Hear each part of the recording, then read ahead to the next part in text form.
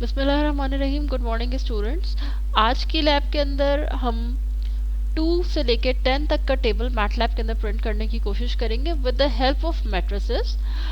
Before we actually start looking into the actual program, सबसे पहले थोड़ा सा मैट्रिक्स मल्टीप्लिकेशन को स्लाइटली रिकैप कर लेते हैं। देखिए मेरे पास एक ये 2 रोज 3 कॉलम्स का मैट्रिक्स है और ये 3 रोज 2 कॉलम्स का मैट्रिक्स है। इन दोनों को मल्टीप्लाई करने के लिए हमारे पास क्या प्रोसीजर होगा कि रोज को बेसिकली नंबर ऑफ कॉलम्स से जो है वो बेसिकली रोज को हम बेसिकली एक एक करके हर एक कॉलम से मल्टीप्लाई करेंगे। फॉर एग्जाम्पल 1 जो है वो 10 से मल्टीप्लाई होगा, फिर 2 20 से और 3 30 से। यानी फर्स्ट रो एक दफा पहले कॉलम से मल्टीप्लाई होगी, फिर यही फर्स्ट रो अगली दफा दूसरे कॉलम से मल्टीप्लाई होगी। अगर और कोई कॉलम होता तो फिर यही रो एक दफा पूरे उस थर्ड कॉलम से मल्टीप्लाई होती। तो ये बात हमें एक बात समझ में आ रही है कि हर रो ने तमाम कॉलम से एक एक करके मल्टीप्लाई होना होता है। ये बात हमारे जहन में होनी चाहिए। जैसे यहाँ 1 10 से, 2 20 से, 3 30 से मल्टीप्लाई हुआ, ये रहा। फिर यही रो सेकंड कॉलम से जब मल्टीप्लाई होने लगी तो 1 11 से, 2 21 से, 3 31 से मल्टीप्लाई हो गया। ठीक है। नेक्स्ट रो जब चेंज होगी तो क्या होगा, यही पूरा प्रोसीजर रिपीट होगा। बेसिकली हमें ये टैक्टिक्स लगा कर 2 से लेकर 10 तक के टेबल्स को प्रिंट करना है। किस तरह से होगा कि 4 10 से, 5 20 से, 6 30 से, यानी कि सेकंड रो अब फिर से फर्स्ट कॉलम से पूरी मल्टीप्लाई हुई। फिर अब सेकंड रो सेकंड कॉलम से पूरी की पूरी मल्टीप्लाई होगी एक एक करके। तो ये बात हमें जहन में नजर आ रही है कि जितने कॉलम्स होंगे आपके पास, यानी कि अगर यहाँ तीसरा कॉलम होता तो जाहिर है यहाँ पे तीसरा एक ऐसा सेट ऑफ डेटा भी आ रहा होता है एलिमेंट्स का। तो जितने हमारे पास कॉलम्स होते जाएंगे मैट्रिक्स के अंदर भी, जो रिजल्टिंग मैट्रिक्स है उनमें कॉलम की तादाद भी इतनी बढ़ती चली जाएगी। यहाँ पर 2 कॉलम्स थे तो जो हमारा रिजल्टिंग मैट्रिक्स है उसके अंदर भी 2 कॉलम्स नजर आ रहे हैं। ठीक है। अच्छा, और जितनी रोज होंगी हमारे पास हमारे रिजल्टिंग मैट्रिक्स के अंदर उतने ही रोज होंगे। यहाँ 2 रोज हैं तो हमारे पास 2 रोज नजर आ रहे हैं। ठीक है ना। पहले वाले मैट्रिक्स के अंदर हमारे जितने रो होंगे, मैं उसकी बात करी, फर्स्ट मैट्रिक्स में हमारे जितने रोज होंगे रिजल्टिंग मैट्रिक्स में उतने रोज होंगे। और इस साइड वाले मैट्रिक्स में जिससे मल्टीप्लाई किया जा रहा है उसमें जितने कॉलम होंगे हमारे रिजल्टिंग मैट्रिक्स में उतने कॉलम होंगे। ये लॉजिक लगा कर अब हमें जो है वो बेसिकली मैट्रिक्स को स्टडी करना है। देखिए हम करना क्या चाह रहे हैं, हम लोग बेसिकली एक लाइन के अंदर पूरा टेबल ऑफ 2 प्रिंट करना चाह रहे हैं। ठीक है।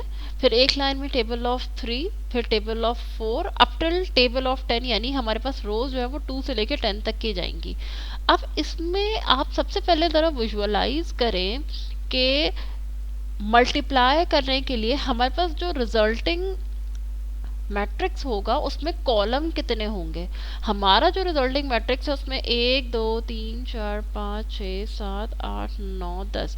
हमारा resulting matrix should have 10 columns. ठीक है ना, क्योंकि 10 कॉलम्स के अंदर आंसर प्रोड्यूस हो रहा है। मजीद ये कि मैंने अभी जिक्र किया, हमें जितनी रोज रिक्वायर्ड हैं उतनी रोज पहले वाले मैट्रिक्स के अंदर होनी चाहिए, और हमें जितनी कॉलम्स रिक्वायर्ड है उतने कॉलम्स सेकंड वाले मैट्रिक्स के अंदर होने चाहिए। टेबल जो मैं प्रिंट करना चाह रही हूँ वो मैं 2 से लेकर 10 तक का टेबल प्रिंट करना चाह रही हूँ। दिस मीन्स दैट 2 3 4 5 6 7 8 9 10 मेरे पास 9 रोज होनी चाहिए फर्स्ट मैट्रिक्स के अंदर। ठीक है। दूसरी बात, सेकंड मैट्रिक्स के अंदर चूंकि 2 1 2 2 2 4 2 3 6 से लेकर 2 10 20, तो इसका मतलब है जो कॉलम्स रिक्वायर्ड हैं वो मुझे रिक्वायर्ड है 10 इन द सेकेंड मैट्रिक्स। यही लॉजिक लेके अब हम ज़रा मैटलैब पे चलते हैं और ज़रा बनाकर देखते हैं प्रोग्राम। सबसे पहले मैंने एक न्यू स्क्रिप्ट ले लिया, इसको कोई नाम दे देते हैं and let us also save this matrix. MATLAB practice task के अंदर आ गए, लर्निंग मैट्रिक्स। लर्निंग मैट्रिक्स का नाम दे दिया हम लोगों ने इसे। सबसे पहले कमेंट डाल देते हैं, tables from 2 to 10। Using matrix भी लिख देते हैं कि 2 से लेकर 10 तक का टेबल हम डिस्प्ले कराना चाह रहे हैं यूजिंग मैट्रिक्स। अच्छा, सबसे पहले मैं दो मैट्रिक्स लूंगी। मैं पहले तो अपने पास मैट्रिक्स डिफाइन कर लेती हूँ, ठीक है, और किस मैट्रिक्स को मैंने पहले लिखना है ये मैं चूज कर लेती हूँ अभी। ठीक है, पहला मैंने मैट्रिक्स डिफाइन किया, वो मैट्रिक्स मैं किसके लिए डिफाइन करी हूँ, मैट्रिक्स मैं डिफाइन करी हूँ सबसे पहले कॉलम्स के लिए। मुझे कितने कॉलम्स चाहिए, मुझे 10 कॉलम्स चाहिए जो कि 1 से लेके 10 तक हो, क्योंकि 1 से मल्टीप्लाई होगा, फिर 2 से 2 3 द 6 2 4 द 8, तो सबसे पहले मुझे एक ऐसा कॉलम चाहिए। ठीक है, तो आ जाते हैं कॉलम्स को सेपरेट करने के लिए आपको याद होना चाहिए कि हमारे पास स्पेसिंग काफ़ी होती है। Spacing can help separate columns in MATLAB. मैंने 10 कॉलम्स बना दिए। अच्छा, अगर मुझे टेबल 12 तक प्रिंट कराना है, लाइक 2 10 द 20 पे नहीं रोकना, 2 11 द 22 भी करना है, 2 12 द 24 भी करना है, तो फिर मैं यहाँ ज़ाहिर आगे 10 के बाद 11 और 12 भी लिख दूंगी। यहाँ पर मैंने सेमीकोलन लगा के एक मैट्रिक्स कंप्लीट किया। ठीक है, ये मैट्रिक्स बता रहा है कि मेरे कॉलम्स कितने होंगे, 1 से लेकर 10 तक होंगे, और 2 1 द 2 2 2 द 4 2 3 द 6, ये जो मल्टीप्लाई करने वाले बीच के नंबर होते हैं ये वो होंगे। फिर मैंने एक मैट्रिक्स डिफाइन किया जो कि जिसके अंदर मैं भी आपको पहले ये दिखा रही हूँ, जिसके अंदर रोज होनी चाहिए, इतनी रोज होंगी जिसके अंदर जितना के मुझे टेबल प्रिंट कराना है, क्योंकि मैंने बताया ना कि जितने हमारे रिजल्टेंट मैट्रिक्स के अंदर हमें जितने रोज चाहिए पहले वाले मैट्रिक्स के अंदर उतने रोज हो, और जितने कॉलम्स चाहिए सेकेंड वाले मैट्रिक्स के अंदर उतने कॉलम्स हो। मैं अभी बेसिकली इसको लिखती किस तरह से मैं दिखाती हूँ। 4 5 6, अच्छा 7 8 9 10। वैसे इस वक्त आपको दिखाने के लिए ये मैंने इस तरीके से यहाँ पर लिखा है, ठीक है, लेकिन अगर मैं इसे डिफरेंट रोज में ना भी लिखती, सपोज इसको सिर्फ सिंपल क्यों करके यहाँ लिख देती, और क्योंकि मैंने सेमीकोलन लगाए हुए हैं तो ये ऑलरेडी इस बात को इंडिकेट कर रहा है कि ये डिफरेंट रोज है। मेरी बात समझ में आ रही है? इस वक्त आपकी अंडरस्टैंडिंग के लिए मैंने इसको डिफरेंट रोज में लिख दिया है, ठीक है। अदरवाइज सिर्फ सेमीकोलन का लगा देना ही ये इंडिकेट कर रहा था कि 2 के बाद रो चेंज होकर 3 हो गई है, 3 के बाद रो चेंज होकर 4 हो गई है। This can be written linearly in a straight line in MATLAB given that कि आपने सेमीकोलंस को यूज कर लिया। लेकिन बहरहाल for now your understanding should be clear कि जितने रिक्वायर्ड मुझे रोज चाहिए नए अपने मैट्रिक्स के अंदर वो मैंने यहाँ लिखे, और जितने कॉलम्स चाहिए वो मैंने यहाँ लिखे।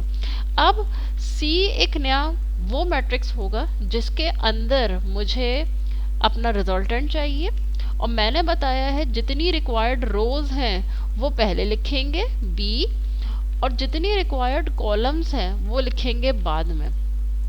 इसको करेंगे अब एंटर। तो सी एक रिजल्टेंट मैट्रिक्स है, ठीक है। रिक्वायर्ड रोज मैंने कहा था पहले होनी चाहिए, इसीलिए मैंने बी को पहले रखा। रिक्वायर्ड कॉलम्स बाद में होने चाहिए, वो मैंने ए बाद में रखा है, ठीक है, और बी को पहले रखा है। अब हम फाइनली डिस्प्ले करवा लेंगे अपना मैट्रिक्स सी, और देखते हैं कि ये हमें क्या आंसर देता है, क्योंकि सी मैट्रिक्स के अंदर ये सारी चीज़ें स्टोर्ड हैं। Now let us try to run this programme.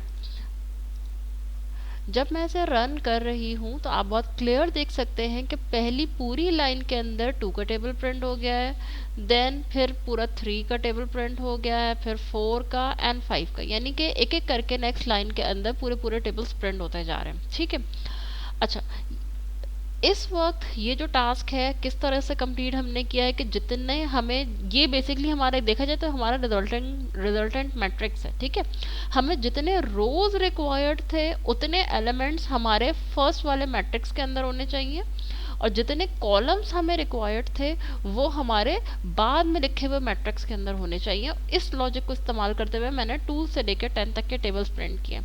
अब आपको जो भी अंडरस्टैंडिंग आपकी इस वक्त डेवलप हुई है, आप ज़रा ये ट्राई करें कि instead of this horizontal printing of और displaying of the table, table vertical print हो, पूरा 2 का टेबल यहाँ प्रिंट हो जाए, 3 का इस लाइन में प्रिंट हो जाए, 4 का वर्टिकली प्रिंट हो जाए, फिर 5 का एंड 6 का अप टिल 10 प्रिंट हो, यानी वर्टिकल टेबल प्रिंट हो रहे हैं, 2 1 2 2 2 4 2 3 6 2 4 2 5 10 एंड सो ऑन। इस चीज़ को अपने पास ट्राई करें और फिर देखें कि आपको ये मैट्रिक्स की लॉजिक समझ में आई है या नहीं।